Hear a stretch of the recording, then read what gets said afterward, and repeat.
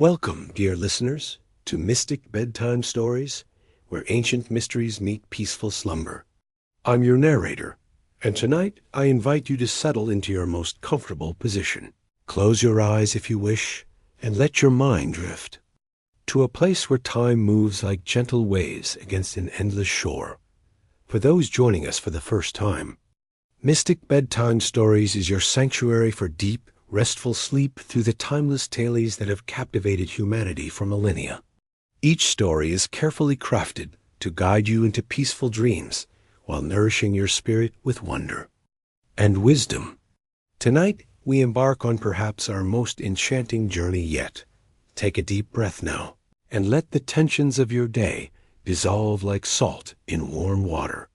Feel your muscles relaxing, your breathing deepening, as we prepare to travel together through the mists of time to a place that exists somewhere between memory and dream, between history and myth. Can you hear it? That soft, rhythmic sound in the distance? It's the eternal whisper of ocean waves, carrying with them a story that has been told for over 2,000 years. It feels as fresh and mysterious as the morning tide. Tonight, we're not just telling a story about Atlantis. We're returning to it, as if our souls remember walking its circular streets, gazing up at its golden temples, feeling the warm Mediterranean breeze carry the scent of jasmine and sea salt. Ancient Greeks had a word, nostos, meaning the deep longing to return home. But what if home isn't a place you've lived, but a place you've dreamed? What if Atlantis lives not in the depths of any earthly ocean, but in the deepest waters of human consciousness itself? As we begin this journey together, let your breathing slow and deepen. There's no rush, no urgency. We have all night to explore this lost world. The story of Atlantis is like a gentle current that will carry you peacefully toward sleep, revealing its secrets not through dramatic revelations, but through the soft accumulation of wonder, like pearls forming slowly in the depths of an oyster. Some say Atlantis was real, a magnificent civilization that flourished and perished in a single day and night. Others believe it was Plato's philosophical allegory, a mirror held up to human nature itself. But tonight, in this quiet space between waking and sleeping, between the known and the unknowable, we'll discover that both possibilities can be true. For the most powerful truths often exist not in the realm of facts, but in the realm of meaning. Imagine yourself standing on a cliff overlooking the Mediterranean Sea at twilight. The sun has set, painting the sky in shades of lavender and gold. The water below is mirror still, reflecting not just the first stars, but also the light of ancient campfires, the glimmer of long-lost harbors, the faint outline of ships that sailed these waters when the world was young. This is where our story begins, not with the violence of destruction, but with the gentle persistence of memory. The waves that lap against the shore tonight are the same waves that once caressed the marble steps of Atlantean palaces. The stars that shine above us are the same stars that guided Atlantean sailors home to their circular harbor. Tonight, we're not just listeners to a tale. We're archaeologists of the soul, diving deep into the collective memory of humanity to retrieve something precious that was thought to be lost forever. We're returning to a place where wisdom and wonder walked hand in hand, where the boundary between the earthly and the divine was as thin as morning mist. So settle deeper into your pillows now. Let your eyelids grow heavy, but keep your inner eye open to the visions that will come. For in this space between sleeping and waking, between history and myth, between the possible and the impossible, Atlantis rises from the depths once more, not as a lost civilization, but as a living dream that has been waiting patiently for us to return. The story of Atlantis begins, as all the greatest stories do, with a question whispered by the sea itself. What if paradise was real? And what if we could find our way back home? Let the waves carry you now, gentle and sure, toward the shores of wonder. Atlantis awaits, not in the depths of the ocean, but in the depths of your own dreaming heart. In the gentle rhythm of your breathing, let us drift back through time, back to ancient Athens, where the marble columns of the Academy caught the golden light of afternoon sun. It was here, in the 4th century before Christ, that an elderly philosopher named Plato sat with his students, sharing wisdom that would echo through the centuries like ripples on still water. Picture Plato in his later years, his beard white as sea foam, his eyes holding the depth of someone who had spent a lifetime contemplating the nature of reality. He was not a man given to fantastic tales for their own sake. His life's work was the pursuit of truth, the examination of justice, the eternal forms that lie behind the shifting shadows of our material world. Yet on this particular day, as the Mediterranean breeze stirred the olive trees beyond the Academy's walls, Plato began to speak of something that seemed almost too wondrous to be true.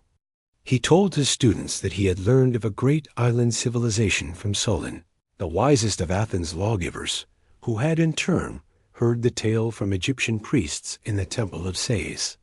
Breathe deeply now, and let your mind's eye see those ancient Egyptian priests, keepers of records that stretched back through millennia.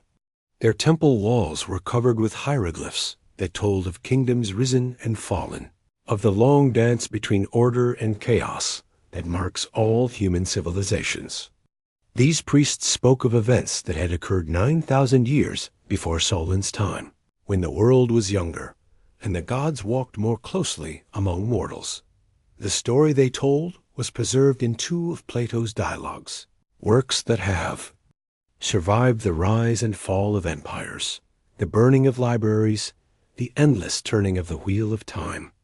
In the first, called Timaeus, Plato introduces the tale almost casually, as if speaking of something everyone should know. But it is in the second dialogue, Critias, that the full majesty of Atlantis unfolds like a flower blooming in slow motion. As you settle deeper into rest, imagine the voice of Critias himself, Plato's relative, as he recounts what his grandfather had told him. The words flow like honey, describing an island larger than Libya and Asia combined, situated beyond the Pillars of Hercules, in the vast Atlantic Ocean that bore its name. This was no mere island, but a realm of unimaginable prosperity and power, a place where human civilization had achieved heights that would not be seen again for thousands of years. But what makes this account so compelling is not just its grandeur, but its specificity. Plato doesn't speak in vague generalities. He provides measurements, describes architectural details, explains the political structure with the precision of someone describing a place he had visited yesterday. The royal palace, he tells us, was surrounded by walls plated with brass, tin, and the mysterious metal called orichalcum, which gleamed like fire. Let your breathing slow as you envision these details settling into your consciousness like sediment. On the ocean floor, Plato describes how the island was divided into 10 kingdoms, each ruled by a descendant of Poseidon, the god of the sea. The first king, Atlas, gave his name to both the island and the ocean that surrounded it. His descendants met regularly in the great temple of Poseidon, where they would consult the sacred laws inscribed on a pillar of orichalcum. The beauty of Plato's account lies not just in what he tells us, but in how he tells it. There is a melancholy, wisdom in his words, a recognition that all earthly greatness is temporary, that even the mightiest civilizations are as fragile as morning dew. He speaks of Atlantis not as a fantasy, but as a cautionary tale about the inevitable corruption of power, the way abundance can lead to spiritual poverty, the eternal cycle of rise and fall that governs all human affairs. As you rest here tonight, consider the mystery that has puzzled scholars for over 2 millennia. Was Plato recording actual history, passed down through generations of Egyptian priests? Or was he creating a philosophical allegory, using the story of Atlantis to explore deeper truths about human nature, about the relationship between justice and power, about the price of hubris? The answer, perhaps, lies not in choosing between these possibilities, but in recognizing that the greatest truths often transcend the boundary between fact and symbol. Like the ocean itself, which reflects both the light of the sun and the depths of the sky, Plato's Atlantis may be both historical memory and eternal wisdom, both specific place and universal pattern. Feel your body relaxing further as you contemplate this ancient mystery. The priests of Sais spoke of records carved in stone, of knowledge preserved through the rise and fall of kingdoms. But what if the most important record of Atlantis is not written in any book, but inscribed in the collective memory of humanity itself? What if every time we dream of a golden age, every time we long for a more perfect world, we are remembering something that once was, something that might be again? The gentle sound of waves continues to accompany us on this journey, for the ocean remembers everything. Every drop of water that falls as rain was once part of ancient seas. Every wave that breaks upon the shore carries within it a memory of all the waves that came before. And somewhere in that eternal rhythm, in the endless conversation between tide and shore, the story of Atlantis continues to whisper its secrets to those who know how to listen. Rest now in the knowledge that you are part of this ancient dialogue between memory and dream, between the known and the unknowable. Plato's words have carried the story of Atlantis across 24 centuries, and now they carry you gently toward sleep, toward the realm where all stories become one story, where all dreams merge into the great dream of humanity itself. Let your breathing deepen as we drift closer to the shores of wonder, where the mists of time part to reveal the most extraordinary sight human eyes have ever beheld. Rising from the azure waters of the Atlantic, like a divine mandala carved into the living earth, stands the city of Atlantis in all its geometric perfection. Picture yourself floating high above this marvel, as if carried by gentle ocean breezes. Below you unfolds a vision that seems almost too perfect to be real, yet too detailed to be mere fantasy. The entire island is arranged in perfect concentric circles, each ring of land separated by rings of water, creating a pattern so beautiful and harmonious that it appears to be the work of gods rather than mortals. At the very center of this aquatic masterpiece stands the Acropolis, a small circular island, perhaps 3 miles in diameter, rising like a jewel from the heart of the city. This is where the first king, Atlas, built his palace in honor of his divine father Poseidon. The island glows with an inner light, for its walls are covered in brass that catches and reflects the sun's rays, creating a beacon visible from far out at sea. Surrounding this central island flows the first ring of water, a perfectly circular canal about 1 mile wide. Its waters are so clear and blue that they seem to hold captured pieces of sky. Golden fish swim in lazy schools beneath the surface, while white swans glide silently along the edges where marble steps descend into the crystalline depths. Beyond this inner canal lies the first ring of land, a band of earth about 2 miles wide, meticulously cultivated and dotted with gardens that bloom in eternal spring. Here stand the homes of the nobility, each one a work of art in itself, built of white, black, and red stone quarried from the island itself. The architecture follows no earthly style, but seems to blend the mathematical precision of sacred geometry with the flowing organic forms found in nature. As you rest and allow your mind to absorb this vision, notice how the pattern repeats itself with divine consistency. The second ring of water, wider than the first, surrounds the noble quarter like a protective embrace. Its waters are slightly deeper, allowing for the passage of ships that bring goods from distant lands. Along its banks grow fruit trees of every variety, their branches heavy with offerings that feed the city's inhabitants year-round. The second ring of land stretches even wider, home to the merchants and craftsmen, whose skills have made Atlantis the marvel of the ancient world.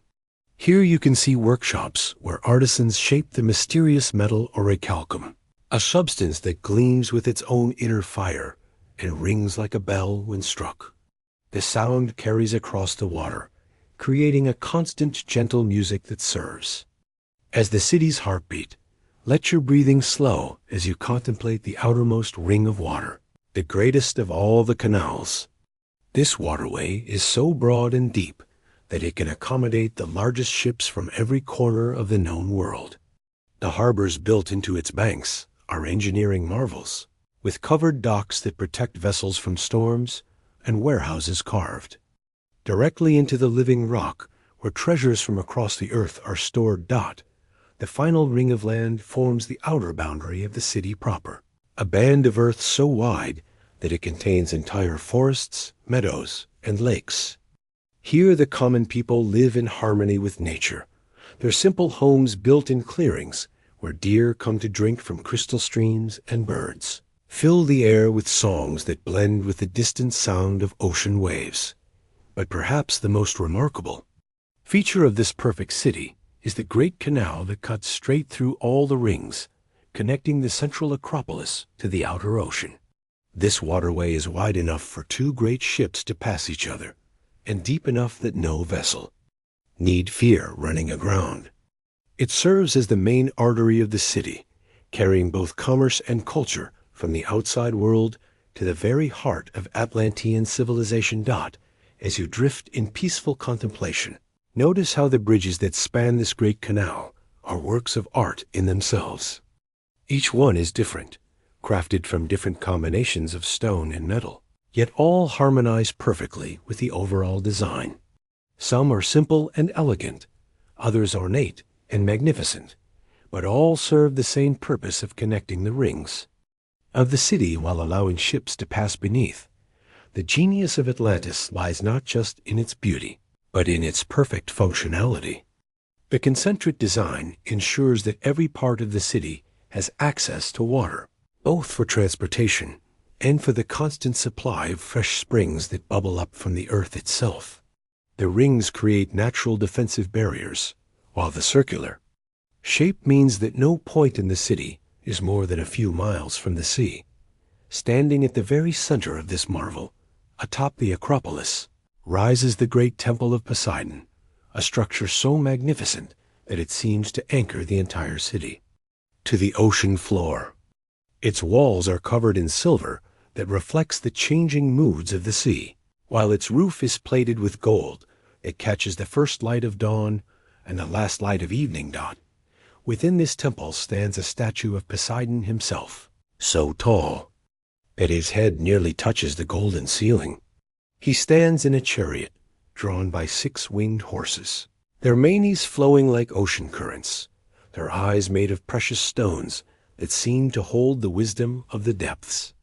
Around the base of the statue, 100 sea nymphs ride dolphins in an eternal dance, their forms carved from marble so fine that they seem to move in the flickering light of the eternal flames that burn in golden braziers. Rest now in the vision of this perfect city, where every element has been placed with divine precision, where the marriage of land and sea creates a harmony that feeds both body and soul. The circles of Atlantis are not merely architectural features, but symbols of the eternal cycles that govern all existence.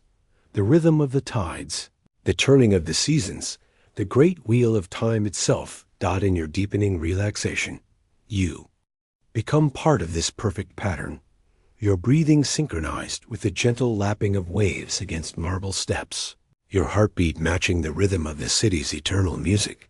You are no longer merely observing Atlantis, you are coming home to a place that exists in the deepest chambers of memory, where perfection is not just a dream, but a lived reality waiting to be rediscovered. As the gentle waves of consciousness carry you deeper into this ancient realm, let us turn our attention to the most remarkable aspect of Atlantis, not its magnificent architecture or its perfect geometry, but the extraordinary people who called this island paradise home. For what is a city, no matter how beautiful, without the souls who bring it to life? Picture yourself walking through the marble streets of the inner city in the early morning hours, when the mist still clings to the Canals and the first light of dawn paints the orichalcum walls in shades of rose and gold. You hear the soft sound of footsteps on stone, the quiet murmur of voices, the gentle splash of oars as the first boats of the day begin their journey through the waterways. The people you encounter are unlike any you have known. They move with a natural grace that speaks of centuries of harmony with their environment. Their faces are serene, bearing the unmistakable marks of a civilization that has learned to live in balance with both the earth and the sea. These are the children of Poseidon, descendants of the god of the oceans, and in their eyes you can see the depth and wisdom of the depths. Let your breathing slow as you observe how these remarkable people begin their day. There is no rush, no anxiety, no desperate competition for resources. The island provides abundantly for all who dwell upon it, and the Atlanteans have learned the art of contentment, of finding joy in the simple rhythms of life that flow like the tides around their circular city. The original inhabitants of Atlantis were said to be the offspring of Poseidon himself, an immortal woman named Plato. Their 10 sons became the first rulers of the island, each governing a portion of the realm, with wisdom inherited from their divine father. Atlas, the eldest, was given dominion over the central acropolis and the greatest portion of the island, while his 9 brothers ruled the outer territories with equal justice and benevolence. As you rest in this vision, notice how the descendants of these god-kings have inherited not just their ancestors' authority, but their reverence for the natural world. The Atlanteans understand that they are not masters of nature, but partners in a cosmic dance that has continued since the beginning of time. They know that their prosperity depends not on conquest or exploitation, but on maintaining the delicate balance that allows both civilization and wilderness to flourish. Watch as a group of children plays by one of the inner canals, their laughter echoing off the marble walls like music. They are taught from an early age to respect the water that sustains their city, to understand that every drop is sacred, every wave a gift from their divine ancestor. They learn to swim before they can walk, to read the moods of the sea and the color of the sky, to find their way by the stars that their great-grandfather Poseidon placed in the heavens as guides. The adults of Atlantis are equally remarkable in their dedication to knowledge and wisdom. In the great libraries carved into the living rock of the Acropolis, scholars from across the known world come to study texts that contain the accumulated wisdom of millennia. These are not merely repositories of information, but temples of understanding, where the deepest questions of existence are explored with the patience and reverence they deserve. Let your mind drift as you envision the artisans of Atlantis at work in their studios, shaping orichalcum with techniques that will be lost to the world for thousands of years. They work not for profit or fame, but for the sheer joy of creation, understanding that their craft is a form of prayer, a way of honoring the divine spark that exists within all matter. Each piece they create is imbued with intention, designed not just for function or beauty, but to enhance the spiritual life of those who will use it. The farmers who tend the outer rings of the island approach their work with the same reverence. They understand that the soil beneath their feet is alive, that the plants they cultivate are their partners in the great work of sustaining life. They know the secrets of working with the earth's natural rhythms, of planting and harvesting in harmony with the cycles of the moon and the turning of the seasons. As you sink deeper into peaceful rest, consider the spiritual life of these remarkable people. They gather regularly in the great temple of Poseidon, not merely to worship, but to reconnect with the divine source from which all life flows. Their ceremonies are not elaborate rituals, but simple affirmations of gratitude for the abundance that surrounds them, expressions of commitment to maintaining the harmony that makes their paradise possible. The Atlanteans understand that they are living in a golden age, a time when the veil between the earthly and the divine is thin, when gods and mortals can walk together in friendship and mutual respect. They know that such times are rare and precious, and they cherish every moment of the grace they have been given. But perhaps most remarkable of all is their relationship with time itself. Unlike the hurried inhabitants of later civilizations, the Atlanteans moved through their days with a kind of eternal patience, understanding that all things have their proper season, that forcing or rushing only disrupts the natural flow of events. They have learned to live in the present moment while remaining conscious of their connection to both the past and the future. In their councils, decisions are made not based on immediate advantage, but on their likely effects 7 generations into the future. They understand that they are not just living their own lives, but stewarding a legacy that will affect countless generations yet to come. This long view gives them a wisdom and perspective that allows them to make choices that serve not just their own needs, but the greater good of all life. Feel your own consciousness settling into this timeless rhythm as you contemplate these children of the sea. In their faces, you can see the reflection of your own deepest nature, the part of you that remembers what it means to live in harmony with the natural world, to find joy in simple pleasures, to understand that true wealth lies not in what we possess, but in what we appreciate. The people of Atlantis are not perfect beings, but they are whole beings, integrated in a way that allows them to express their full potential as conscious participants in the cosmic dance. They have learned the secret that later civilizations would forget, that paradise is not a place we go to, but a way of being we can choose in any moment, a state of consciousness that transforms the ordinary world into something sacred and magical. Rest now in the knowledge that you carry within you the same divine spark that illuminated the hearts of the Atlanteans, the same capacity for wonder, for wisdom, for the kind of deep contentment that comes from living in alignment with the greater rhythms of existence. As you drift deeper into the realm of memory and dream, let us witness a transformation as subtle as the changing of the tides, yet as profound as the shifting of the earth itself.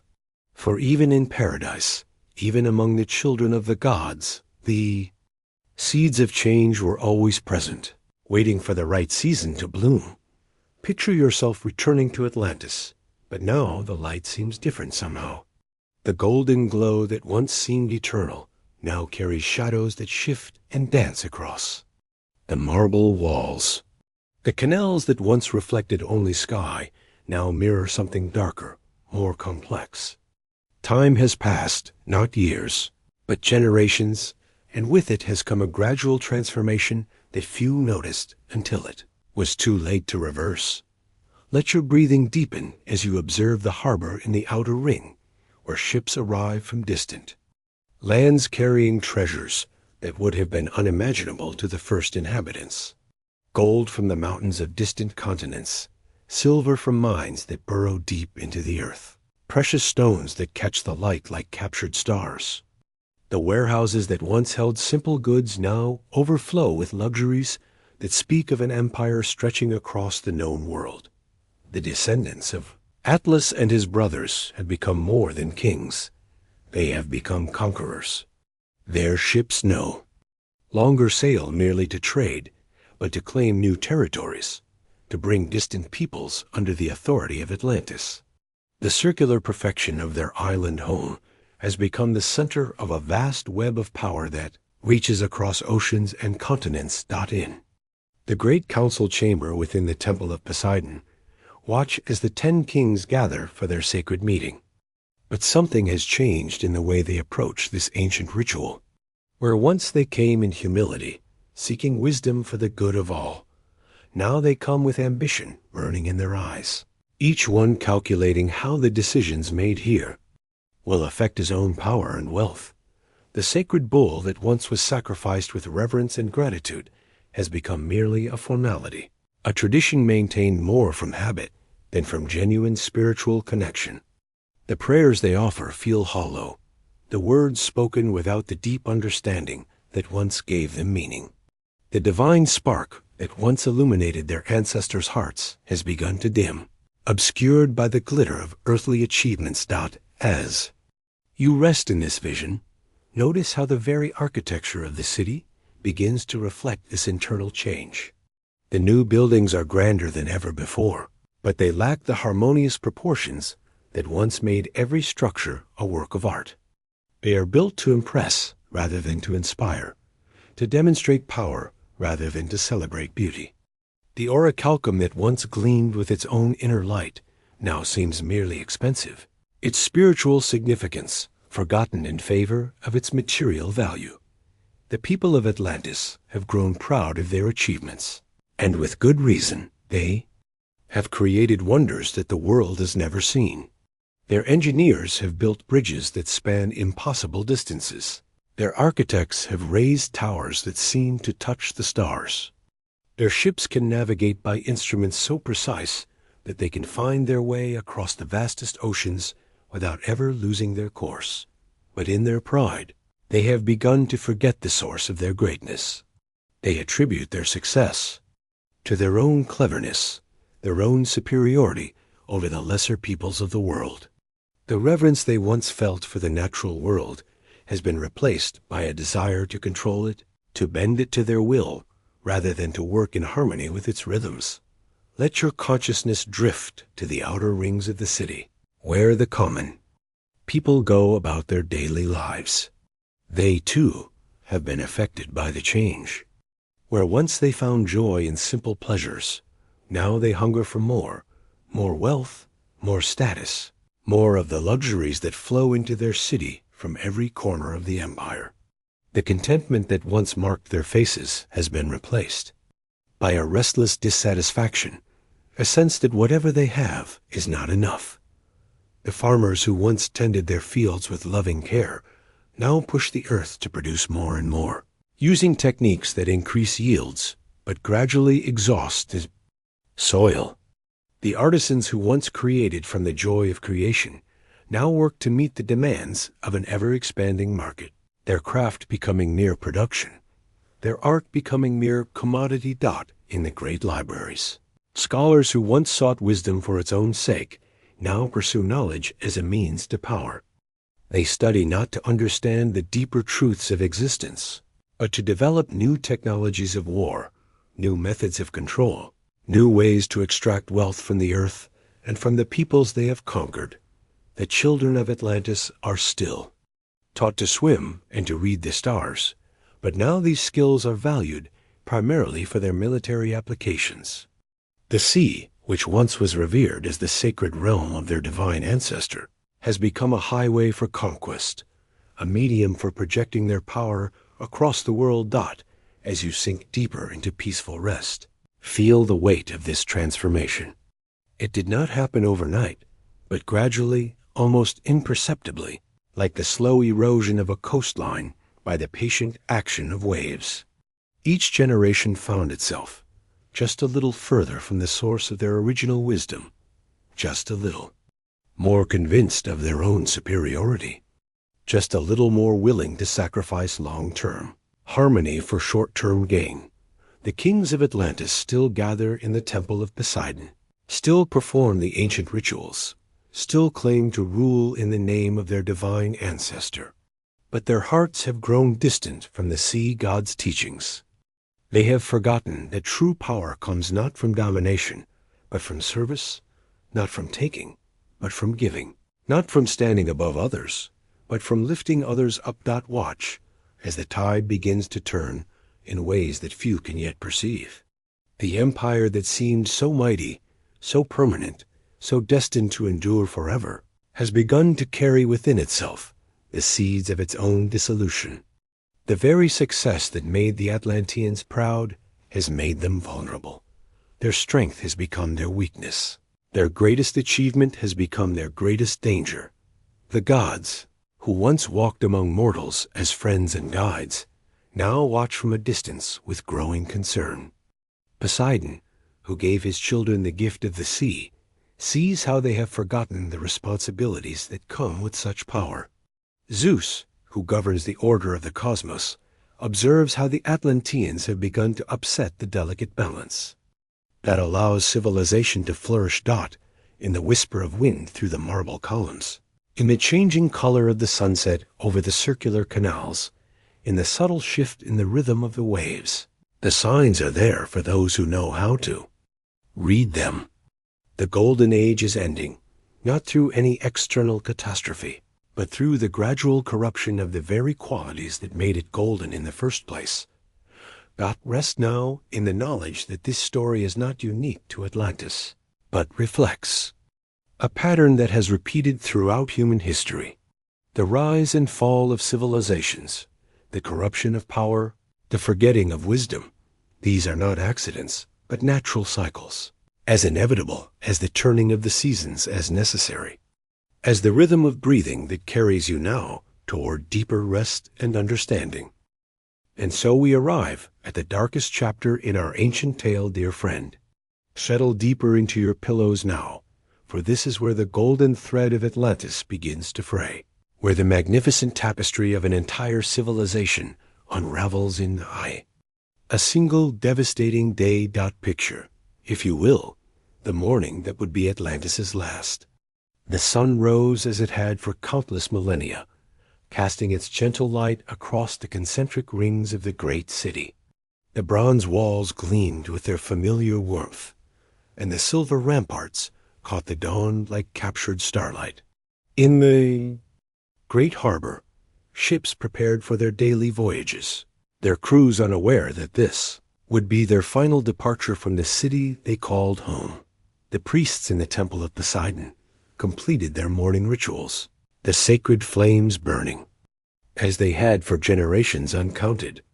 The great golden statue of the sea god stood in silent majesty, its eyes seeming to gaze not outward toward the ocean, but inward, as if seeing something that troubled the divine heart, but beneath the earth. Deep in the realm where Poseidon held dominion over the trembling stones, something stirred. The very foundations of the world began to shift, responding to a divine displeasure that had been building like storm clouds on a summer horizon. You see, my drowsy listener, the gods had watched with growing sorrow as their beloved children, the Atlanteans, had slowly transformed from noble guardians of wisdom into grasping conquerors. Where once they had ruled with justice and compassion, now they sought only expansion and dominion. Where once they had honored the delicate balance between humanity and nature, now they exploited and consumed without thought for tomorrow. The corruption had spread like a poison through the golden veins of their society. The same advanced technology that had once been used to create beauty and harmony was now turned toward weapons of unprecedented destruction. The crystal power sources that had once illuminated their cities with clean, eternal light were now harnessed to fuel war machines that could level mountains and boil seas. Even their magnificent architecture, once a testament to their harmony with divine geometry, had been corrupted. New buildings rose higher and more ostentatious than ever before, not to honor the gods or serve the people, but to display the wealth and power of their builders. The beautiful spirals and sacred proportions gave way to aggressive angles and dominating masses of stone and metal in the great council chambers, where wise deliberation had once guided their decisions. Now only the loudest voices were heard. The ancient texts that had guided their ancestors were ignored, dismissed as relics of a weaker age. The priests who dared to warn of divine displeasure were silenced or exiled to the outermost islands, but the earth itself had begun to protest. In the weeks leading up to that final day, sensitive souls among the Atlanteans had noticed troubling signs. The dolphins, those wise companions of the sea, had begun to swim in agitated patterns, their usual joyful play replaced by urgent, circular movements. The great seabirds that had always nested on the outer rings of the city had taken flight in vast, confused flocks, their cries echoing across the harbor like warnings in a language men had forgotten how to understand. The tides, too, had grown strange. Ancient fishermen, their faces weathered by decades of sun and salt, spoke in hushed tones of water that moved in ways they had never seen. The sea seemed to pull back upon itself, as if gathering strength for some tremendous effort. In the temples, the eternal flames that had burned for 1,000 years began to flicker. The sacred waters in the ritual pools grew cloudy and restless.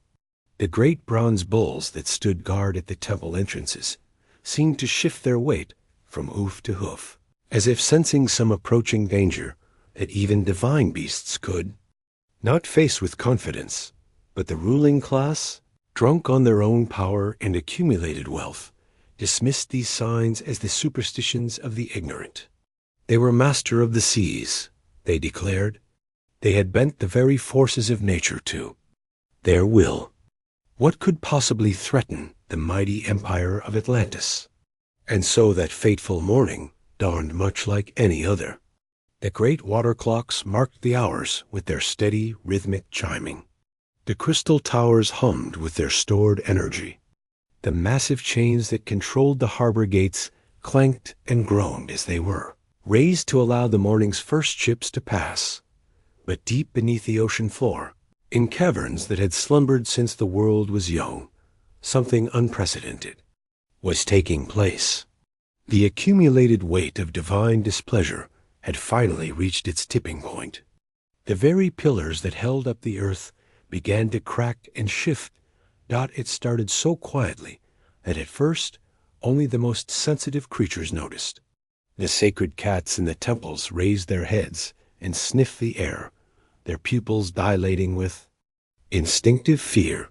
The horses in the great stables stamped their hooves and whinnied softly, their ears swiveling toward sounds that human ears could not detect. Then came the first tremor. So slight it was, barely more than a whisper through the stone, that many dismissed it as the rumble of a heavily laden cart passing over the bridges. But those who knew stone, the master builders and architects, felt their blood run cold. This was not the vibration of human activity.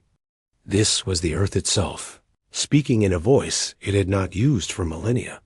The second tremor came moments later, stronger now, strong enough to rattle the delicate crystal ornaments that adorned the homes of the wealthy. Wine cups toppled from tables, their precious contents spilling across marble floors like drops of blood.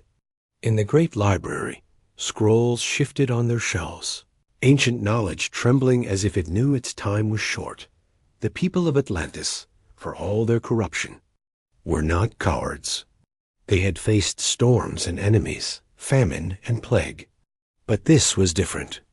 This was the earth itself turning against them, and against such a force. All their weapons and walls were as fragile as a child's sandcastle before the rising tide. The third tremor was strong enough to crack the great bronze gates of the harbor. The sound it made was like the groaning of a giant in pain, a deep, resonant note that seemed to echo from the very core of the world. The waters in the harbor began to churn and foam, fish leaping from the depths in silver cascades of panic. Now, the people understood. This was not merely an earthquake, such as they had experienced before. This was something far more profound and terrible. This was the wrath of the gods made manifest, the judgment of heaven delivered through the medium of the earth itself. The priests of Poseidon, those who had maintained their faith despite the corruption around them, fell to their knees in the temple courtyards. Their voices rose in ancient chants of supplication, prayers in the old tongue that had been passed down from the first days of the city. But even as they prayed, they knew in their hearts that it was too late. The time for mercy had passed. The fourth tremor shattered the great crystal dome that crowned the central palace. Shards of rainbow light fell like deadly rain, each piece containing enough stored energy to power a small city. Where they struck the ground, the very stones began to glow and smoke, as if the earth itself was catching fire. And then, with a sound like the splitting of the world, the great catastrophe began in earnest. The ocean floor beneath Atlantis, which had supported the massive city for thousands of years, suddenly gave way. Not gradually, as landslides and erosion might cause, but all at once, as if the sea god himself had withdrawn his supporting hand. Sensation was unlike anything the Atlanteans had ever experienced. It was not simply falling, for the entire continent was descending as one massive piece. It was more like being gently lowered by some inconceivable force, except that the speed was increasing with each passing moment. The great harbor, with its carefully constructed channels and perfectly engineered docks, began to rise around the city like walls of water. The ships that had been preparing for their morning voyages found themselves looking up at the harbor floor, their crews clinging to the rigging as their vessels were, swept along by currents that defied all natural law. The concentric rings of the city, which had been the marvel of the ancient world, now became a series of descending terraces as the water rushed in from all sides. The outer ring, where the common people lived, was the first to be swallowed. The stone houses that had sheltered generations of families vanished beneath the waves as if they were made of mist. But even as the city sank, the Atlanteans displayed the courage that had once made them great. There was no panic, no desperate scrambling for safety. Instead, they faced their doom with the dignity of a people who had once been chosen by the gods. Parents gathered their children close and spoke to them in calm, reassuring voices. Elderly citizens sat in their gardens, watching the approaching waters with the serene acceptance of those who had lived full lives. The priests continued their prayers even as the temple floors began to flood. The sacred flames, which had burned for 1,000 years, hissed and steamed as the water reached them, but they did not go out immediately. Instead, they seemed to burn brighter, as if making one final effort to illuminate the darkness that was descending upon their world. The great library, repository of all the knowledge and wisdom of Atlantis, presented a scene of particular poignancy. The scholars and scribes, realizing that their life's work was about to be lost forever, worked frantically to save what they could. Some tried to seal the most precious scrolls in waterproof containers. Others attempted to commit the most important texts to memory, chanting the ancient words even as the water rose around their feet. But perhaps the most remarkable sight was in the palace itself. The rulers of Atlantis, who had brought this doom upon their people through their greed and corruption, did not flee or try to save themselves. Instead, they stood upon the highest tower, looking out over their sinking realm with expressions of profound remorse. They had finally understood the magnitude of their failure, and in their final moments, they reclaimed something of the nobility that had once defined their line. The water continued to rise, but it was not the violent, chaotic flood that one might expect from such a catastrophe. Instead, it moved with an almost ceremonial dignity, as if the sea itself was performing a solemn ritual. The buildings of Atlantis did not collapse or crumble as they were submerged. Instead, they seemed to fade gently into the depths, their outlines becoming softer and more dreamlike as they sank deeper into the embracing darkness. The great bronze bulls that had guarded the temple entrances were among the last things to disappear. As the water reached their necks, they seemed to lower their heads in a final bow, as if acknowledging the justice of the fate that had befallen their city.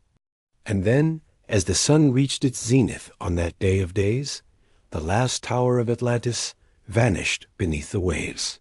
The great crystal at its peak, which had once focused the power of the sun itself, gave one final, brilliant flash as it was swallowed by the sea. And then there was only the ocean, rolling green and eternal, unmarked by any sign of the mighty civilization that had just been erased from the face of the earth. The silence that followed was profound, broken only by the gentle lapping of waves against the surface of the sea. It was as if the ocean itself was holding its breath, awed by the magnitude of what had just occurred. The dolphins, those wise creatures who had tried to warn of the approaching disaster, swam in slow, mournful circles over the spot where the great city had stood. But even as Atlantis sank beneath the waves, something of its essence remained. The knowledge and wisdom of its people, the beauty and harmony of its architecture, the dreams and aspirations of its citizens. These things could not be destroyed by water or time. They became part of the sea itself, part of the great memory of the world, waiting to be rediscovered by future generations who might prove more worthy of such gifts. And so ended the greatest civilization the world had ever known, not with violence or chaos, but with a profound and terrible beauty.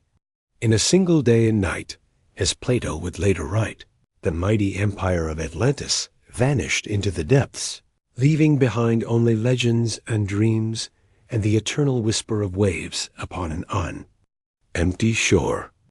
Rest now, dear listener, and let the gentle rhythm of the sea carry you toward sleep. For though Atlantis may have sunk beneath the waves, its memory lives on in the depths of our dreams, waiting to rise again in visions of beauty and wisdom, in that peaceful realm where all lost cities find their home at last. And now, dear friend, as the echoes of that ancient catastrophe fade into the mists of time, we find ourselves standing at the threshold of a question that has haunted humanity for over 2 millennia. Was Atlantis real? Did this magnificent civilization truly exist beneath the waves, or was it merely the product of one philosopher's imagination, a beautiful dream crafted to teach us about the nature of power and the fragility of human achievement? Let your mind drift gently now, like a leaf floating on the surface of a still pond, as we explore this timeless mystery. For in truth, the question of Atlantis's reality touches something deep within the human soul, something that yearns for lost perfection and whispers of ancient wisdom that we have somehow forgotten. Plato, that wise teacher of ancient Athens, first gave us the story of Atlantis around 360 BCE. He was already an old man by then, his beard white as sea foam, his eyes holding the accumulated wisdom of decades spent contemplating the deepest questions of existence. In his dialogues, he had explored the nature of justice, the meaning of love, the structure of the ideal state. And then, in his final years, he offered us Atlantis. But here lies the first gentle mystery that surrounds our lost continent. Plato presented his account not as fiction, but as historical fact. He claimed that the story had been passed down through generations, from the great lawgiver Solon, who had learned it from Egyptian priests during his travels to the ancient city of Sais. According to Plato, these priests had preserved the memory of Atlantis in their sacred records, keeping alive the story of a civilization that had flourished 9,000 years before Plato's own time. This chain of transmission, stretching back through the centuries like a golden thread, gives the story a weight and authenticity that pure invention might lack. Solon was a real historical figure, a man of unquestioned integrity who had indeed traveled to Egypt and studied with the priests there. The temple at Sais was a real place, renowned throughout the ancient world for its vast archives and the wisdom of its guardians. Yet as we drift deeper into this question, like a diver descending into the peaceful depths of a sunlit sea, we encounter the first stirrings of doubt.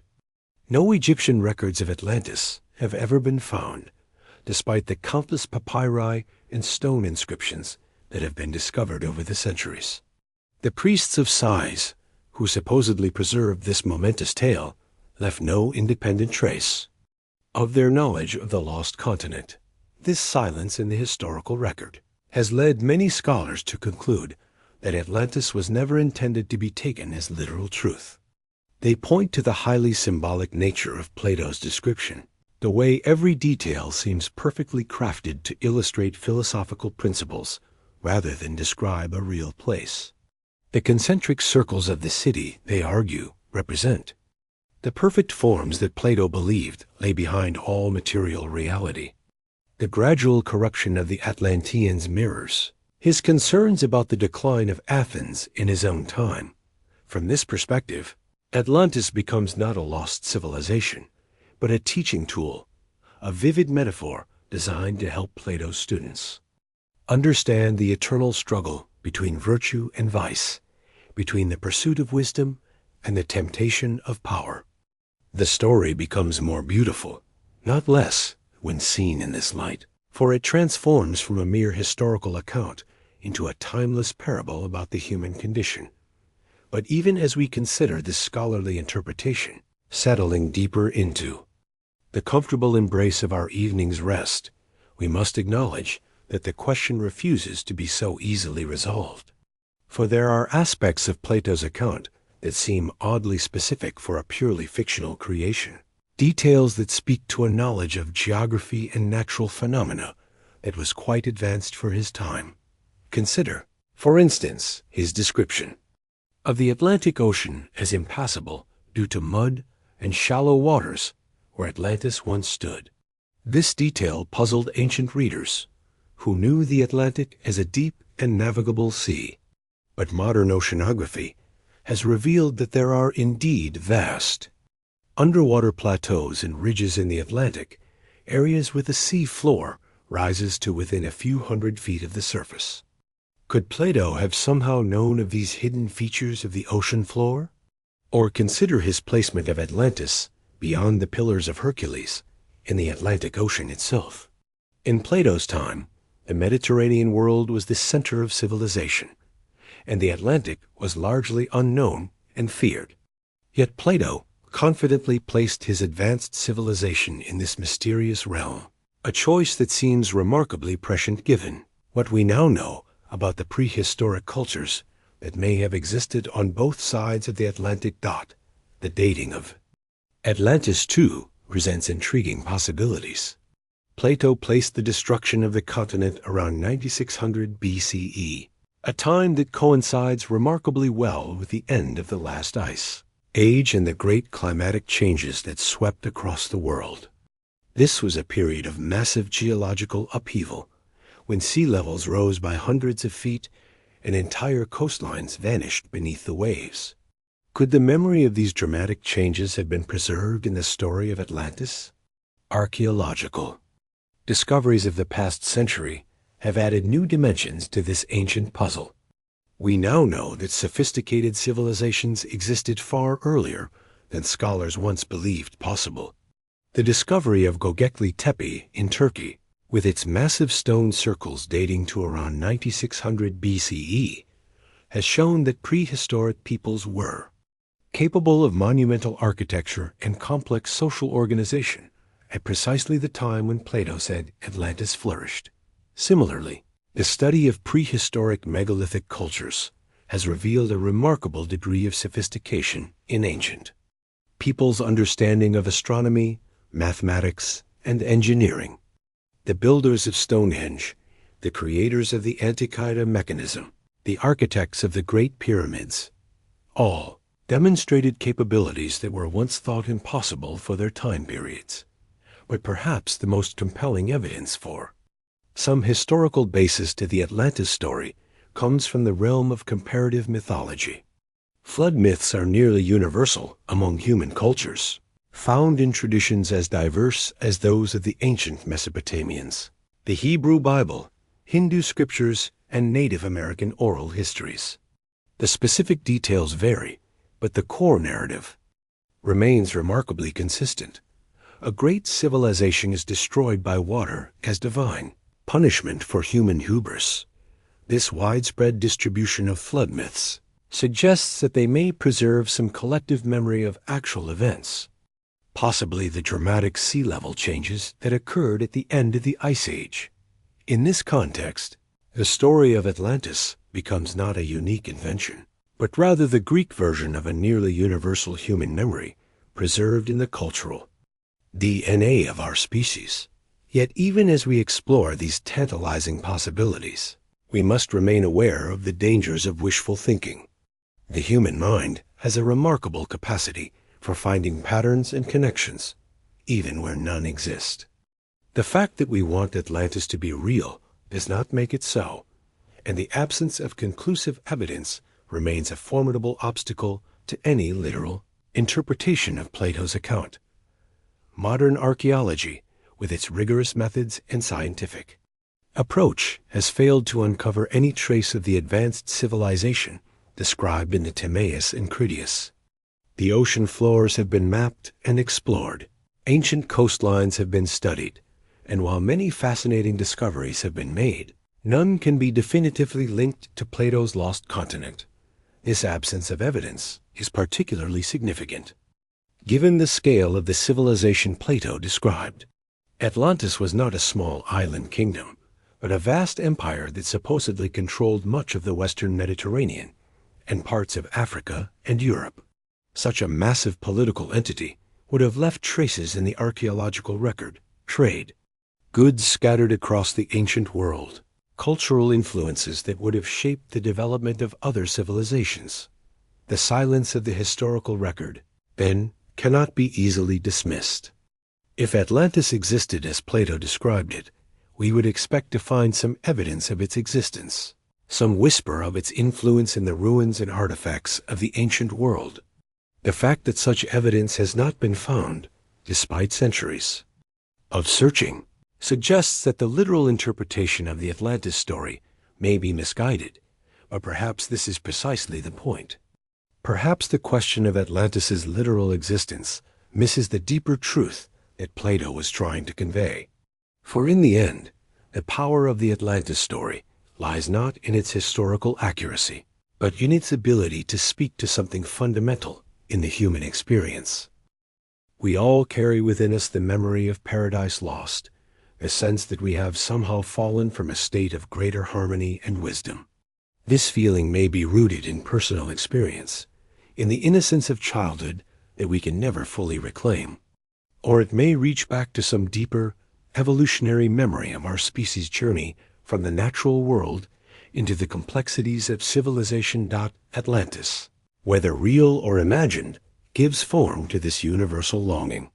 It represents the civilization we wish we could have been, the harmony between human achievement and natural order that we continue to seek.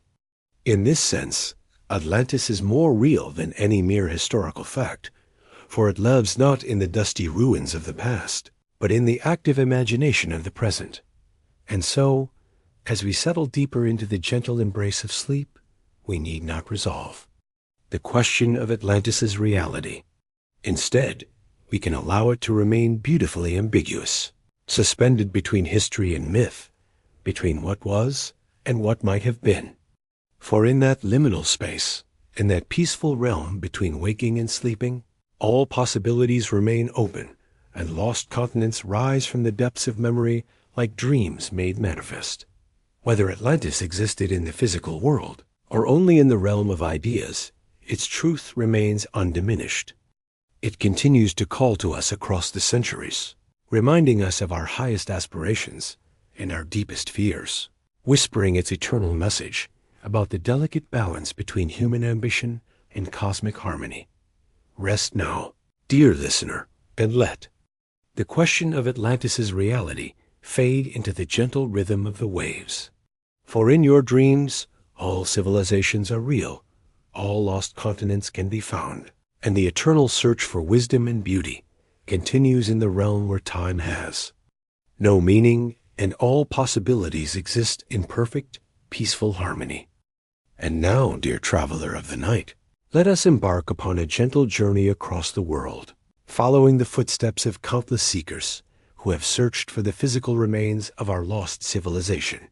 For ever since Plato first told his tale of Atlantis, curious minds have wondered where this magnificent city might have stood, what traces it might have left, and whether its ruins might still lie hidden beneath the waves or buried under the sands of time. Close your eyes now, and let your imagination carry you on wings of wonder to distant shores and forgotten places, where the boundary between legend and reality grows thin as morning mist. We shall visit lands where the earth itself seems to whisper secrets of the past, where ancient stones hold memories that stretch back to the dawn of human civilization. Our first destination takes us to the sun-drenched islands of the Aegean Sea, where the Mediterranean stretches in all directions like a vast blue tapestry. Here, among the scattered jewels of the Greek archipelago, lies the crescent-shaped island of Santorini, known to the ancients as Thera. This beautiful island, with its dramatic cliffs and azure waters, has captured the imagination of Atlantis. Seekers for generations picture, if you will, the scene that greeted visitors to Santorini in ancient times, where today we see a crescent of black volcanic rock embracing a deep blue bay. There once stood a round island, complete and whole. The bay that now forms the heart of Santorini was once solid land, the center of a thriving Bronze Age civilization that we now call the Minoans. Around 1600 BCE, this peaceful island was shattered by one of the most violent volcanic eruptions in recorded history. The explosion was so powerful that it could be heard across the Mediterranean, so devastating that it sent tsunamis racing across the sea to distant shores. The center of the island simply vanished, vaporized by the unimaginable forces released from deep within the earth. The parallels to Plato's account are striking and cannot be easily dismissed. Here was an advanced island civilization, destroyed in a single catastrophic event by the forces of nature. The Minoans who lived on Santorini had created beautiful palaces, sophisticated art, and complex drainage systems. They were skilled sailors and traders, their influence extending across the Mediterranean, much as Plato described for the Atlanteans. When archaeologists excavated the buried city of Akrotiri on Santorini, they found a remarkably preserved snapshot of life in the ancient world. Multi-story buildings with running water, colorful frescoes depicting dolphins and lily, storage jars that once held olive oil and wine. The city had been buried under layers of volcanic ash, preserved like a moment frozen in time. Yet as we drift deeper into this possibility, like a gentle current carrying us toward deeper waters, we must acknowledge the challenges to this identification. The timeline doesn't quite match Plato's account, being several thousand years too recent. The scale, too, is different. Santorini was a prosperous island, but hardly the vast empire that Plato described. Perhaps most significantly, Santorini lies not beyond the Pillars of Hercules, as Plato specified, but within the familiar waters of the Mediterranean. If Plato had meant to describe Santorini, why would he have placed it in the distant Atlantic Ocean? And so our search continues, carrying us westward across the wine-dark Mediterranean, through the narrow strait that the ancients called the Pillars of Hercules, and out into the vast Atlantic Ocean itself. Here, rising from the deep blue waters like the peaks of a drowned mountain range, we find the Azores, a chain of 9 volcanic islands that belong to Portugal, but lie nearly 1,000 miles from the European mainland. The Azores have long fascinated those who seek Atlantis, for they occupy precisely the position that Plato described for his lost continent. They lie beyond the Pillars of Hercules in the Atlantic Ocean, and they are volcanic in origin, suggesting the kind of geological instability that might have led to a catastrophic sinking. Some researchers have proposed that these islands are merely the highest peaks of a much larger landmass that once existed in the Atlantic, a continent that was mostly submerged by rising sea levels at the end of the Ice Age. They point to the underwater plateaus and ridges that surround the islands, suggesting that these might be the remnants of Plato's Atlantis. The idea is romantically appealing, and there is some geological evidence to support it.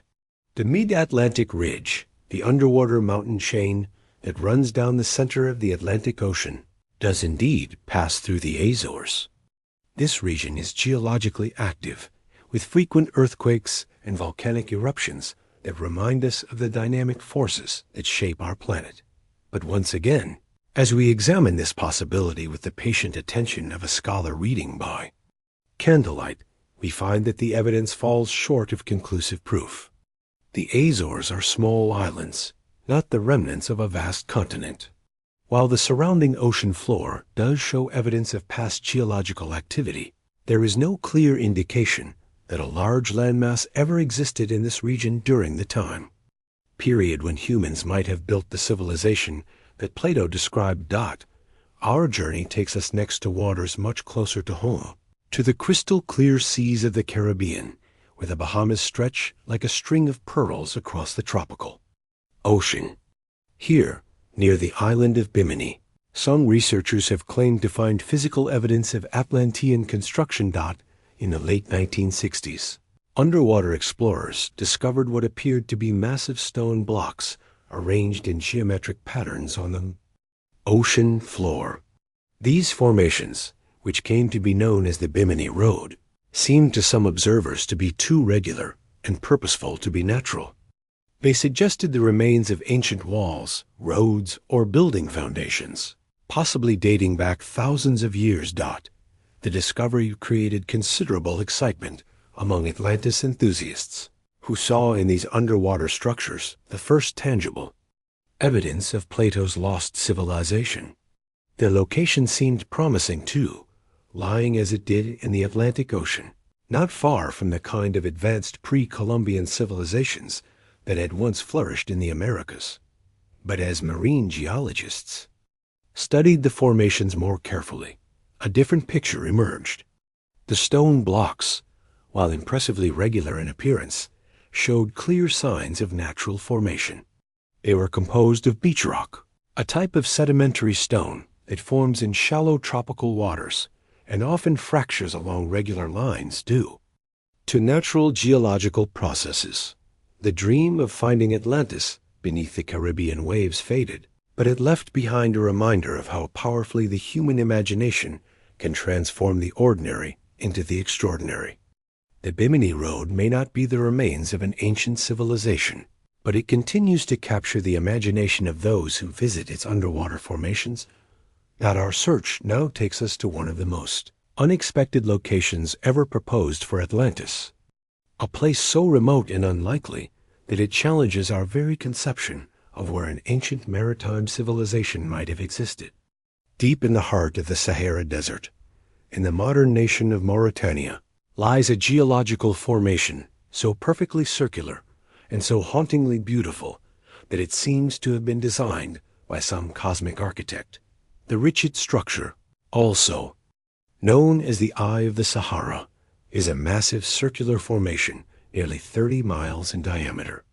From space, it appears as a series of concentric rings, alternating between light and dark stone, creating a pattern that bears an uncanny resemblance to Plato's description of Atlantis with its circular canals and walls. Asterisk, the formation is so striking that it serves as a landmark for astronauts orbiting the Earth, a giant eye staring up from the surface of the planet. Its perfectly circular shape and concentric structure have led some researchers to propose that it might be the remains of the original Atlantis, now buried under the sands of the Sahara. This theory requires us to imagine a very different world than the one we know today. During the Ice Age, the Sahara was not a desert, but a green and fertile region, dotted with lakes and rivers, teeming with life. The climate was wetter, the landscape more welcoming to human habitation. Could a great civilization have flourished here, only to be buried by the advancing sands as the climate changed? The idea is compelling, but it faces significant challenges. The Richet structure, while visually striking, is clearly a natural geological formation created by the erosion of sedimentary rock layers over millions of years. There is no evidence of human construction or habitation on the scale that would be required for Plato's Atlantis. Moreover, even during its green period, the Sahara was an inland region, far from the ocean. How could a maritime civilization, described by Plato as controlling sea routes and possessing a great navy, have existed in what is now the heart of a desert? Yet the image lingers in the mind, this great eye in the desert. These perfect circles of stone that seem to echo the geometric precision of Plato's description. Perhaps there is something in the human psyche that responds to such patterns, something that recognizes in these natural formations a reflection of our own desire for order and meaning.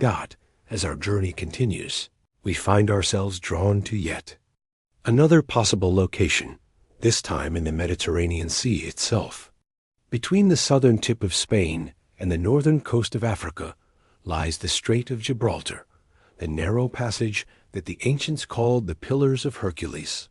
Some researchers have proposed that Atlantis might have existed not beyond these pillars, but between them, in the shallow waters of the strait itself.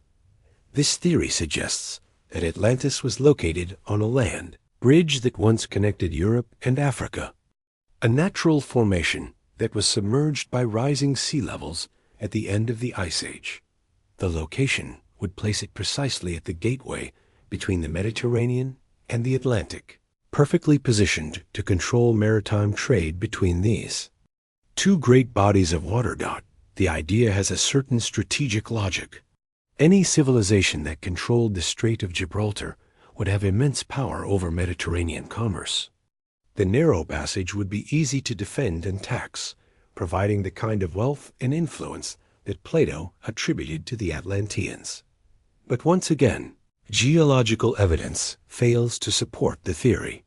While sea levels were indeed lower during the Ice Age, there is no evidence that a substantial land bridge ever existed in the Strait of Gibraltar. The waters there are deep and have been so for millions of years. Our wandering search has taken us to many places. Dear listener, from the volcanic islands of the Aegean to the desert sands of Africa, from the tropical waters of the Caribbean to the ancient straits of the Mediterranean, each location has offered its own tantalizing possibilities, its own reasons for hope, its own ultimate disappointments. But perhaps this is precisely the point.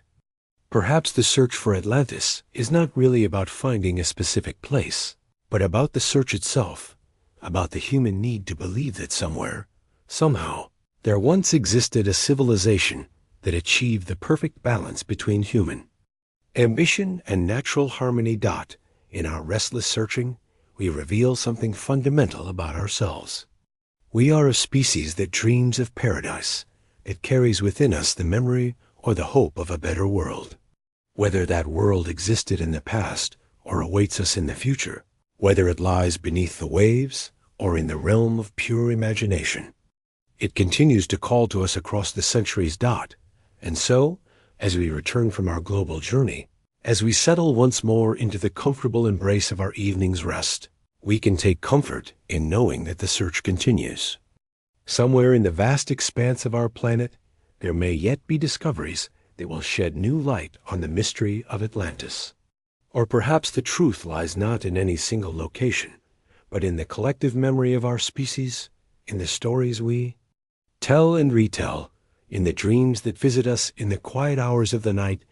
Rest now, gentle wanderer, and let the rhythm of the waves carry you toward sleep. For in your dreams, all lost cities can be found, all ancient mysteries can be solved, and the eternal search for wisdom and beauty continues in that peaceful realm where geography has no boundaries and time flows like water, carrying us gently toward the dawn of understanding. And now, dear friend, as we drift through the twilight hours toward deeper sleep, let us explore how our lost continent has found new life in the stories we tell ourselves, in the films we watch, and in the dreams we create. For while Atlantis may have vanished from the physical world, if indeed it ever existed there, it has risen again and again in the realm of human imagination, taking on new forms and meanings with each generation that discovers its timeless appeal. Settle back now, and let your mind wander like a gentle current through the vast ocean of human creativity, where Atlantis has become not just a lost city, but a living symbol that speaks to our deepest hopes and fears about civilization itself. The modern rediscovery of Atlantis began in the late 19th century, during an age of exploration and wonder when the world still held many secrets. Jules Verne, that masterful weaver of scientific dreams, was among the first to bring Atlantis back to life in popular imagination. In his novel, 20,000 Leagues Under the Sea, he took his readers on a journey to the ocean floor, where Captain Nemo's submarine Nautilus glided through the ruins of the lost civilization. Verne's Atlantis was a place of haunting beauty, its marble columns and golden statues preserved in the eternal twilight of the deep sea. Fish swam through the windows of palaces where kings once held court, and coral had grown over the faces of statues that had once watched over a thriving people. It was a vision that captured the Victorian imagination, this idea that somewhere, beneath the waves, lay the remnants of a civilization greater than any the modern world had achieved. The image was so powerful that it has echoed through popular culture ever since. Atlantis became the ultimate lost world, a place where anything was possible, where ancient wisdom waited to be rediscovered, where the boundaries between science and magic became beautifully blurred as the 20th century dawned, bringing with it new technologies and new forms of storytelling. Atlantis found fertile ground in the emerging medium of cinema. Early filmmakers were drawn to the spectacular possibilities of the legend, the chance to create worlds of underwater wonder that had never been seen before. In the 1930s, the film serials that played in movie theaters across America often featured Atlantean adventures, with heroes diving into the depths to discover lost civilizations populated by beautiful queens and terrible sea monsters.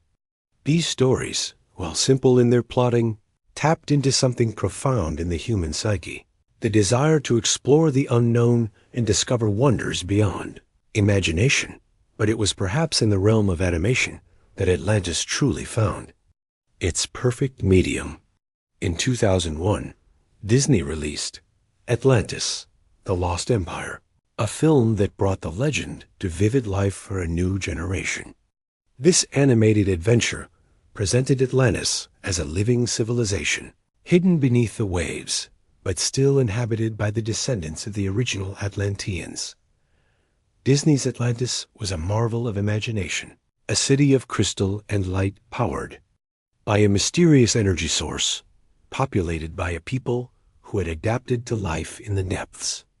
The film's vision of Atlantean technology, with its organic curves and luminescent beauty, offered a compelling alternative to the hard-edged machinery of the modern world.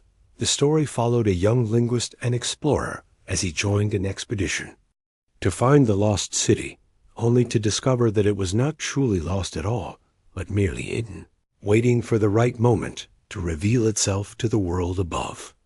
It was a vision of Atlantis that emphasized hope over tragedy, discovery over destruction, the possibility of redemption, rather than the finality of lost. In the realm of literature, Atlantis has provided endless inspiration for writers seeking to explore themes of utopia and dystopia, of technological advancement and moral decay. Science fiction authors have imagined Atlantis as everything from an alien colony to a time-traveling civilization, from a society of psychic beings to a cautionary tale about nuclear war. One of the most influential modern treatments of the Atlantis theme came from the imagination of comic book creators. In the pages of DC Comics, Atlantis became the underwater kingdom of Aquaman, a superhero who could breathe underwater and communicate with sea creatures. This version of Atlantis was not a lost civilization, but a living one, a proud undersea empire that existed parallel to the surface world. The comic book Atlantis was a place of both wonder and conflict, where ancient traditions clashed with modern necessities, where the descendants of the original Atlanteans struggled to find their place in a world that had forgotten their existence. Through the character of Aquaman, readers could explore themes of environmental protection, the responsibility of power, and the tension between isolation and engagement with the wider world. This vision of Atlantis as a living, breathing civilization reached its cinematic culmination in recent years with the Aquaman films, where audiences could witness the full splendor of an undersea kingdom brought to life with modern special effects. These films presented Atlantis not as a ruin, but as a thriving society, with its own politics, culture, and technology, existing in the depths of the ocean, but connected to the surface world through its hybrid king. The popularity of these stories speaks to something deeper than mere entertainment. They reflect our growing awareness of the ocean as a frontier still largely unexplored, a realm where mysteries might still await discovery. In an age when satellite imagery has mapped every corner of the land, the deep sea remains as mysterious and full of possibility as it was in Plato's time. Video games, too, have embraced the Atlantis legend, offering players the chance to explore lost underwater cities, to uncover ancient technologies, and to witness the rise and fall of civilizations.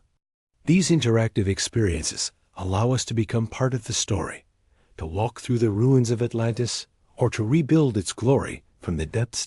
In games like Assassin's Creed, Odyssey, players can dive beneath the waves to explore submerged ruins, solving puzzles, and uncovering secrets that have been hidden for millennia. The experience is both educational and emotional, combining archaeological discovery with the thrill of adventure. Other games have imagined Atlantis as a living civilization, allowing players to govern an underwater empire, to manage resources, and populations, to face the same challenges that might have confronted the original Atlanteans. These games offer a unique perspective on the legend, transforming players from passive observers into active participants in the Atlantean story. The enduring appeal of Atlantis in popular culture reflects something fundamental about the human condition. We are a species that dreams of perfection, that imagines better worlds and higher civilizations. Atlantis has become a symbol of that dreaming, a representation of our highest aspirations and our deepest fears. In times of technological advancement, Atlantis represents the promise of progress, the possibility that human ingenuity can create paradise on Earth. The crystal cities and clean energy sources of fictional Atlantis offer a vision of what we might achieve if we could harness our technology for the betterment of all. But Atlantis also serves as a warning, a reminder of the dangers of hubris and the fragility of even the greatest civilizations. The story of Atlantis's fall echoes through popular culture as a cautionary tale about the price of arrogance, the importance of balance, and the consequences of ignoring the natural world. In our current age of climate change and environmental crisis, the legend of Atlantis has taken on new relevance. The image of a great civilization swallowed by rising seas resonates with contemporary fears about coastal cities threatened by global warming. Atlantis becomes not just an ancient tragedy, but a possible future, a reminder of what we might lose if we fail to address the challenges facing our planet.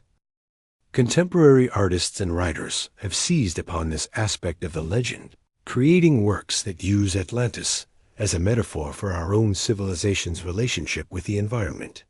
These stories ask uncomfortable questions about sustainability, about the responsibility of advanced societies to protect the world that sustains them.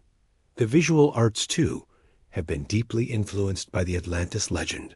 Painters and sculptors have long been drawn to the romantic possibilities of the lost civilization, creating works that capture both its imagined splendor and its tragic end. From the dramatic seascapes of the Romantic era to the surreal underwater visions of contemporary artists, Atlantis has provided a rich source of inspiration for visual creators. In the realm of music, composers have found in Atlantis a subject worthy of their grandest ambitions. Symphonies and operas have been written about the lost continent, attempting to capture and sound the rise and fall of the great civilization. The music of Atlantis, as imagined by these composers, often combines elements of the ancient and the futuristic, creating soundscapes that seem to emerge from the depths of time itself. New Age spirituality has also embraced the Atlantis legend, transforming it into a symbol of ancient wisdom and psychic power. In this interpretation, Atlantis becomes not just a lost civilization, but a lost state of consciousness, a level of spiritual development that humanity once achieved and might achieve again. This spiritual interpretation of Atlantis has given rise to countless books, workshops, and meditation practices, all designed to help people connect with what they believe to be the wisdom of the ancient Atlanteans. While these practices may not be historically accurate, They reflect the deep human need to believe in the possibility of transcendence, in the existence of higher states of being. The internet age has brought new dimensions to the Atlantis legend, with countless websites, forums, and social media groups dedicated to exploring every aspect of the mystery. Amateur researchers share their theories. Professional archaeologists discuss the latest discoveries, and storytellers of all kinds continue to find new ways to interpret the ancient tale. This digital renaissance of Atlantis has democratized the legend, allowing anyone with an internet connection to participate in the ongoing conversation about the lost continent.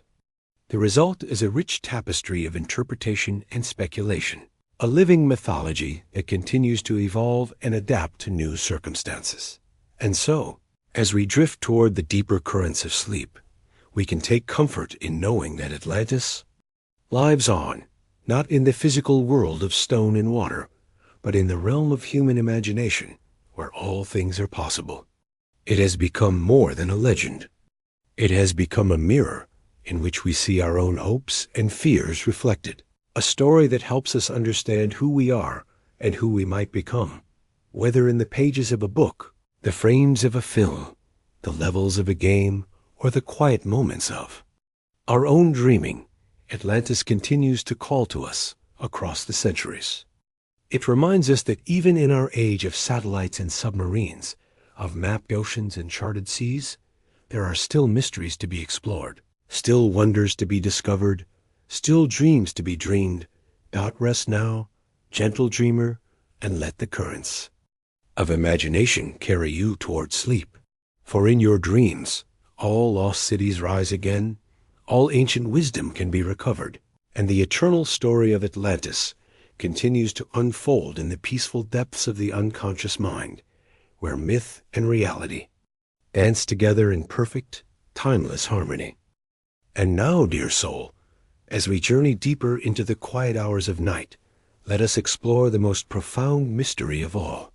For beneath the surface of Plato's tale, beneath the archaeological speculation and the popular retellings, lies a truth that speaks not to the mind alone, but to the very depths of the human spirit.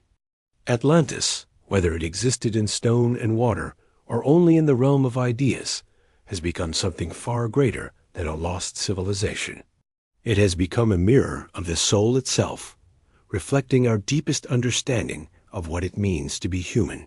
Close your eyes now, and let your consciousness drift like a gentle current into the peaceful depths of contemplation.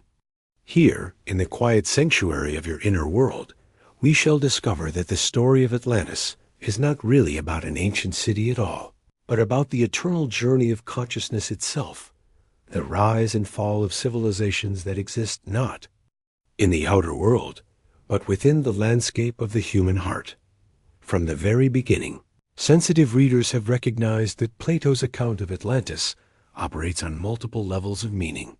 Yes, it tells the story of a great civilization that rose to magnificent heights and then fell into ruin. But it also tells the story of every human soul that has ever lived, every consciousness that has strived toward the light, only to be pulled back into darkness by the weight of its own limitations. The circular structure of Atlantis, with its concentric rings of land and water, bears a striking resemblance to the ancient symbols used by mystics and spiritual teachers throughout history to represent the structure of consciousness itself. At the center stands the Temple of Poseidon, the sacred heart where divine wisdom dwells. Around this center, ring after ring expands outward, representing the successive layers of awareness that surround the divine spark within each of us.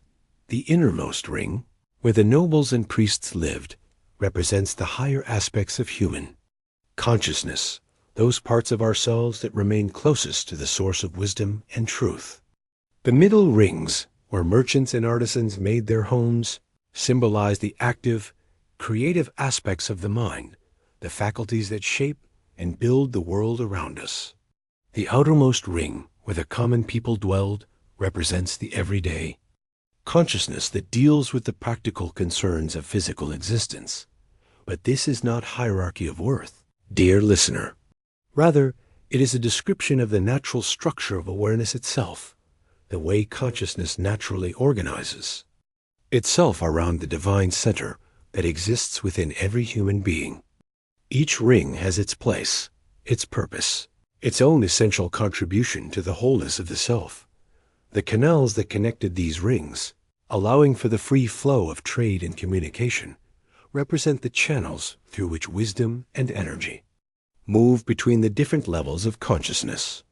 When these channels are clear and open, the entire system functions in harmony, creating a civilization of extraordinary beauty and power. But when they become clogged with selfishness, fear, and ignorance, the whole structure begins to break down. This is precisely what happened to Atlantis in Plato's tale. And it is what happens to every human soul that loses its connection to the sacred center of its being. The Atlanteans began as a noble people, close to the gods, living in harmony with the natural world. But over time, they became corrupted by power, wealth, and the intoxicating belief that they were the masters of their own destiny. Sound familiar? This is the story of every civilization that has ever existed, but it is also the story of every individual human life. We all begin in innocence, close to the source of wonder and wisdom. But as we grow older, we often become entrapped by the illusions of the material world, forgetting the sacred nature of our existence, losing touch with the divine spark that gave us life. The golden age of Atlantis, when the people lived in harmony with the gods and with nature, represents what mystics call the original state of consciousness, the condition of the soul before it became entangled in the complexities of earthly existence. This is the paradise that we sense we have lost, the Eden from which we have been exiled, the golden age that lives on in our deepest memories and most cherished dreams. But the story of Atlantis is not simply a tale of loss and decline. It is also a story of redemption, of the possibility that what has been lost can be found again, that what has sunk beneath the waves of forgetfulness can rise once more into the light of consciousness. The destruction of Atlantis, devastating as it was not the end of the story. It was a cleansing, a necessary dissolution that cleared the way for something new to emerge. The waters that covered the great city did not simply destroy. They also preserved, holding the essence of Atlantean wisdom in the depths of the collective unconscious, waiting for the moment when humanity would be ready to receive it again. This is why the story of Atlantis has such enduring power, why it continues to call to us across the centuries. It speaks to a knowledge that lives within us, a memory that transcends personal experience.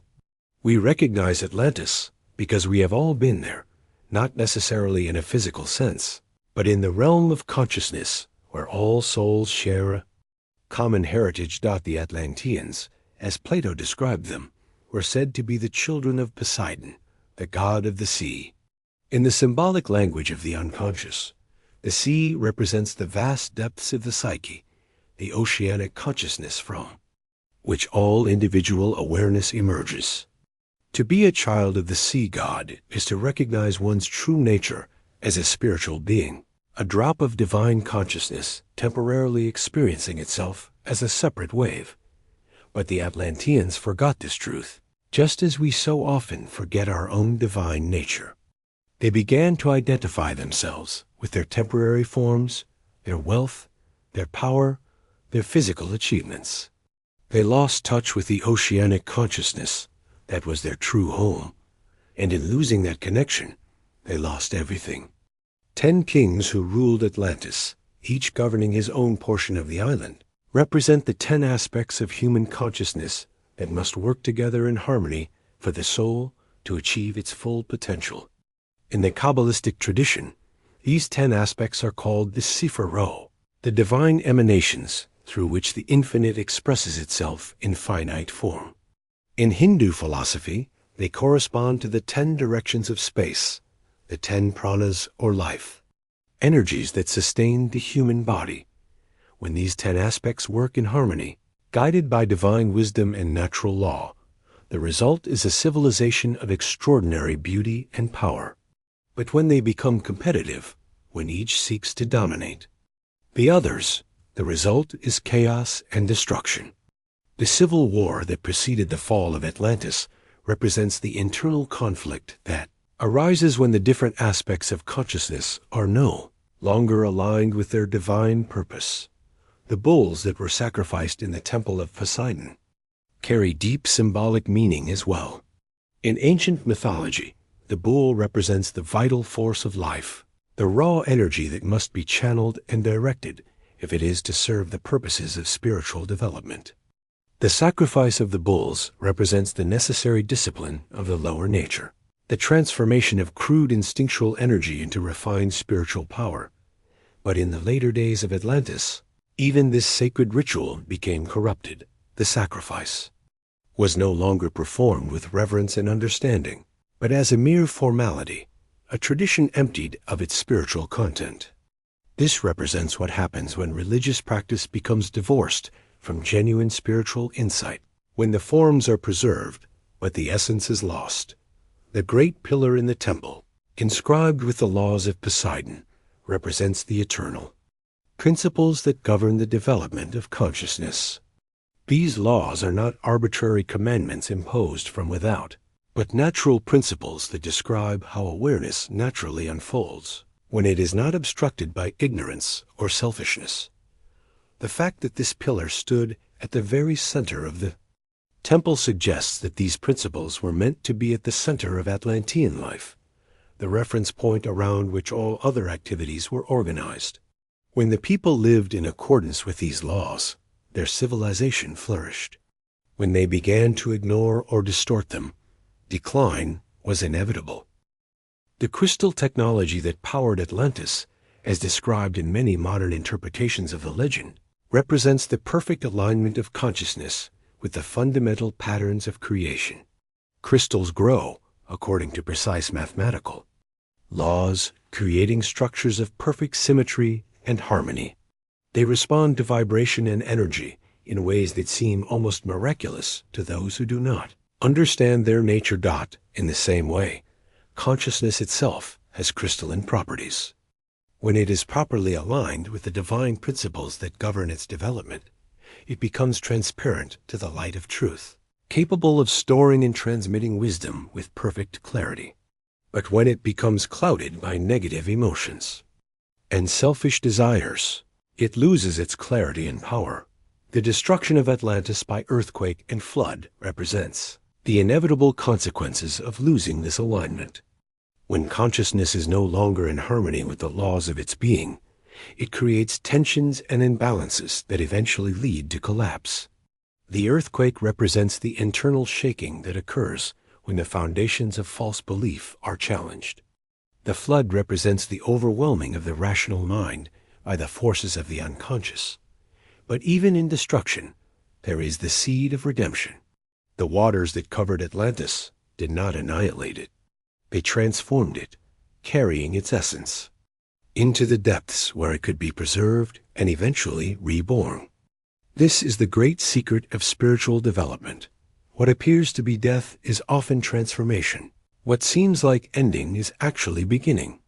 The search for Atlantis, which has occupied so many minds for so many centuries, is really a search for this lost state of consciousness, this forgotten harmony between the human and the divine. We look for it in the outer world because we have lost touch with the inner realm where it actually exists. But the true Atlantis cannot be found with submarines or satellite imagery. It can only be rediscovered through the patient work of self-discovery, through the gradual removal of the layers of illusion that obscure our vision of our own true nature. Each time we choose love over fear, wisdom over ignorance, service over selfishness, we take another step toward the restoration of the lost continent of the soul. The prophecy that Atlantis will rise again is not a prediction about some future archaeological discovery. It is a promise that lives within the very structure of consciousness itself. A golden age is not something that existed only in the past. It is a potential that exists in every moment, waiting to be actualized by those who have the courage to embrace their divine nature. As we drift deeper into the peaceful waters of sleep, we can take comfort in knowing that the true Atlantis is not lost at all. It lives within us, waiting to be rediscovered, waiting to be rebuilt in the temple of our own awakened consciousness. The concentric rings of the great city exist in the depths of our own being, and the sacred flame in the temple of Poseidon burns eternally in the sanctuary of the heart. Rest now, dear seeker, and let the gentle waves of inner peace carry you toward that shore where all civilizations find their ultimate home. For in your dreams, the gates of Atlantis stand open, and the path to the Temple of Wisdom is illuminated by the light of your own divine nature, eternal and indestructible, forever calling you home to the truth of who you really are. As you settle more comfortably into your rest, let us explore one of the most fascinating aspects of the Atlantis story. Why do so many people across the world, from different cultures and backgrounds, feel such a profound connection to this lost civilization?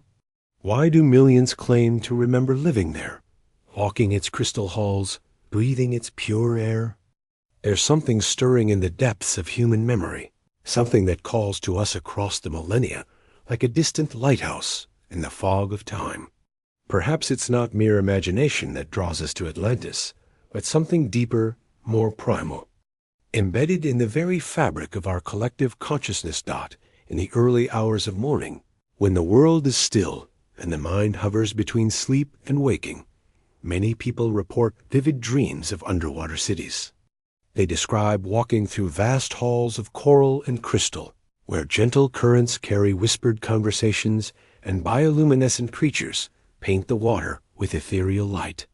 These dreams feel different from ordinary dreams, carrying with them a weight of recognition, a sense of coming home. Dr. Carl Jung, the renowned psychologist, spoke of the collective unconscious, that shared repository of human experience that connects us all. In this vast ocean of memory, certain images and symbols recur across cultures, across continents, across generations. The flood myth appears in countless civilizations, the story of a golden age, lost to human pride and divine punishment, echoes through every culture's mythology. Could Atlantis be one of these archetypal memories? Not necessarily a specific place, but a symbol of something we all carry within us? The memory of harmony, of balance between humanity and nature, of a time when we lived in alignment with cosmic principles rather than in opposition to them. Consider the word nostalgia itself. It comes from the Greek nostos, meaning homecoming, and algos, meaning pain, the pain of returning home. But what if the home we long for isn't a place we've personally known, but a state of being that humanity once experienced? What if Atlantis represents not just a lost city, but a lost way of being? In regression therapy sessions around the world, people describe remarkably similar experiences when they believe they're accessing past lives in Atlantis. They speak of temples that hummed with energy, of crystals that stored both power and knowledge, of healing chambers where sound and light worked in perfect harmony. They describe a society where technology and spirituality were not separate domains, but different expressions of the same truth. The details are strikingly consistent. Many describe the same circular architecture, the same system of concentric rings that Plato detailed. They speak of floating gardens, of transportation systems that moved through tubes of water, of libraries where knowledge was stored in crystalline matrices rather than written on paper or stone. But perhaps most intriguingly, they describe the same sense of loss, the same gradual corruption of their ideal society. They remember the growing materialism, the increasing distance from spiritual principles, the hubris that led to their downfall. It's as if this pattern of rise and fall, of harmony and discord, is written into the very structure of human experience. Some researchers suggest that these memories might be genetic, passed down through our DNA, like other evolutionary memories. Just as we carry the memory of how to breathe, how to recognize a smile, how to fear the dark, perhaps we also carry the memory of our species' spiritual evolution. Others propose that these memories might be morphic, existing in what biologist Rupert Sheldrake calls the morphic field, a kind of memory field that connects all members of a species. In this view, the experiences of our ancestors don't die with them, but continue to influence and inform the present. Still others suggest that these memories might be quantum in nature, existing in the zero-point field that underlies all matter and energy. In this quantum realm, past, present, and future exist simultaneously, and consciousness can access information from any point in space and time. But whether these memories are literal or symbolic, genetic or morphic, quantum or archetypal, they serve a profound purpose. They remind us that we are capable of more than we currently manifest.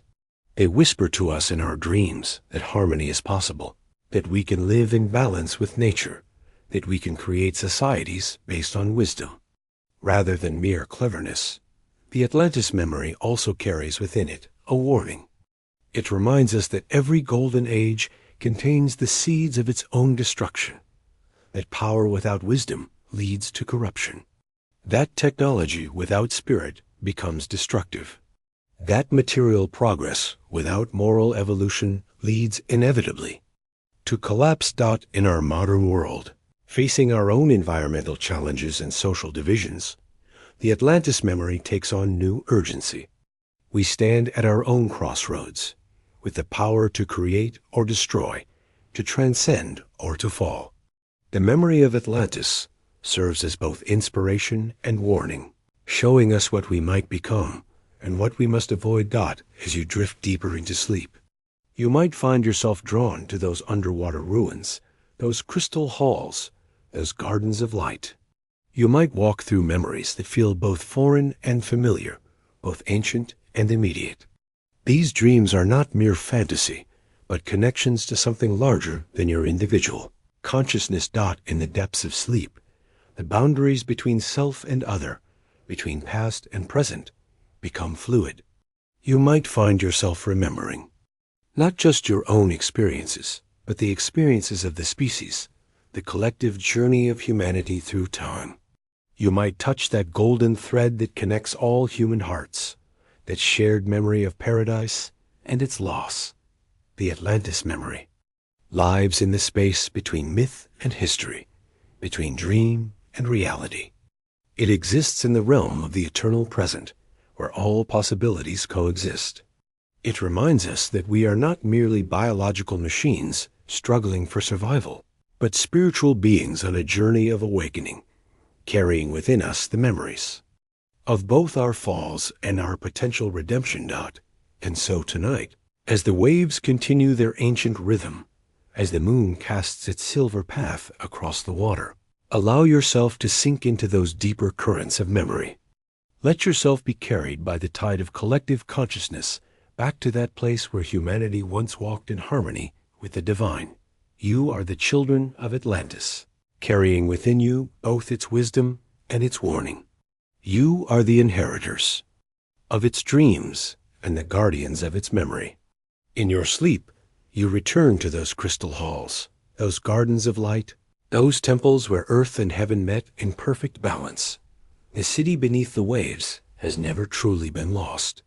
It lives in every act of compassion, every moment of wisdom, every choice to honor the sacred over the merely profitable. It rises again whenever human hearts remember their true nature, whenever consciousness chooses love over fear, unity over separation. Rest now in that deeper knowing. Let the memory of Atlantis cradle you like the gentle embrace of the eternal sea. Tomorrow you will wake in this world, but tonight you swim in the ocean of all possibility, where every dream of harmony can still come true.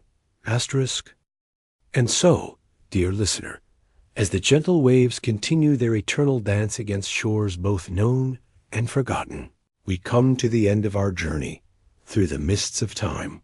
The story of Atlantis draws to a close, yet somehow it feels like it's just beginning.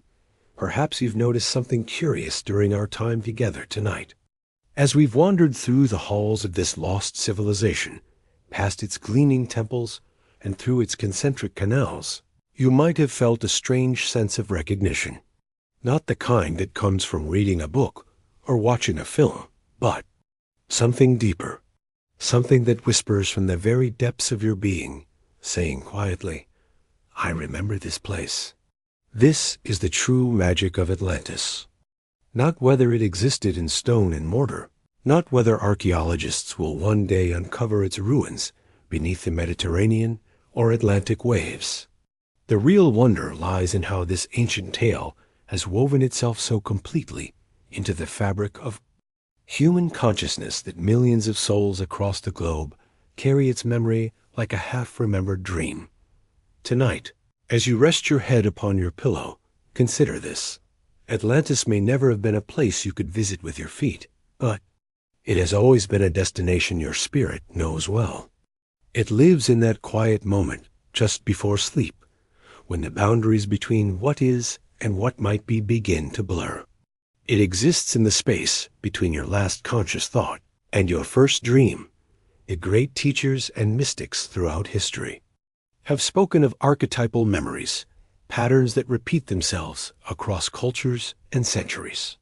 Atlantis is perhaps the most powerful of these patterns. It represents something that every human heart recognizes: the memory of paradise, a knowledge of perfection, and the understanding that such beauty, once lost, can never be truly forgotten. In the collective unconscious of humanity, Atlantis serves as our shared remembrance of what we once were and what we might yet become again. It is the golden age that preceded the struggles of our current existence, the time when humanity lived in harmony with both the natural world and the divine forces that shaped it. Some say that when we dream of flying, we're remembering our time as spirits before we took physical form. In much the same way, when we dream of Atlantis, when we feel that inexplicable pull toward its crystal temples and flowing fountains, we may be remembering not just a place, but a state of being. A time when the human spirit was more fully awake, more completely connected to the universal consciousness that binds all things. The citizens of Atlantis, as Plato described them, were not merely people who lived in a technologically advanced society. They were souls who had achieved a level of spiritual development that allowed them to work in harmony with the forces of creation itself. Their technology was not separate from their spirituality. It was an expression of it. Their cities were not built against nature. They were cultivated in partnership with it. This is why the story of Atlantis carries such profound sadness. It's not just the tale of a civilization that fell beneath the waves. It's the story of a spiritual state that humanity possessed and then lost through pride, through the gradual forgetting of our connection to the divine, through the slow descent into the material concerns that occupy us now. Yet tonight, as you prepare for sleep, remember that every ending contains within it the seeds of a new beginning. The Atlantis that was lost beneath the physical waves has never truly disappeared. It lives on in the realm of imagination, in the world of dreams, in the space where possibilities are born. Each night, as you close your eyes and surrender to sleep, you return to that timeless realm where Atlantis still exists in all its glory. In your dreams, you can walk again through its marble corridors, hear the gentle splash of its fountains, feel the warm sunshine streaming through its crystal domes.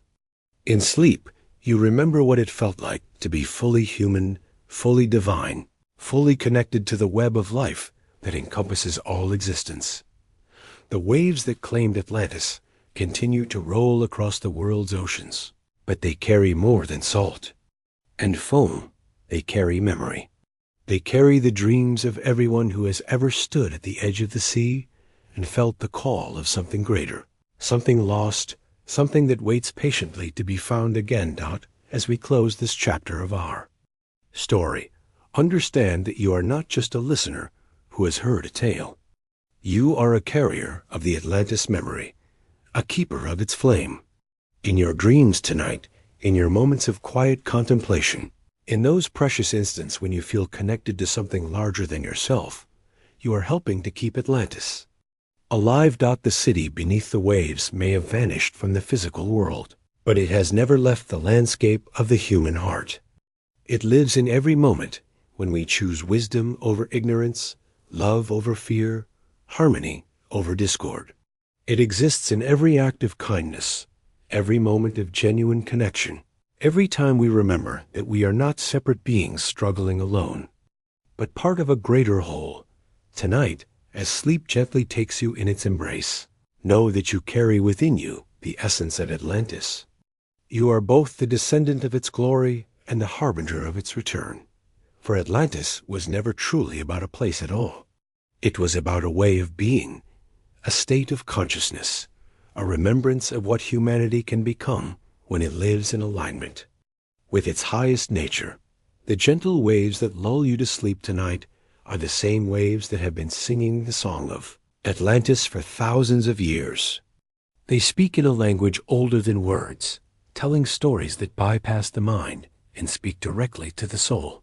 They remind us that some things are too important to be forgotten, too precious to be lost forever. As you drift now into the peaceful realm of dreams, let yourself remember.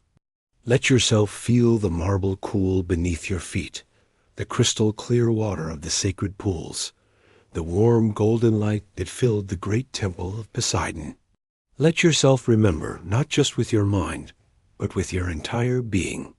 Let yourself remember what it felt like to be fully awake, fully alive, fully connected to the divine source from which all things arise.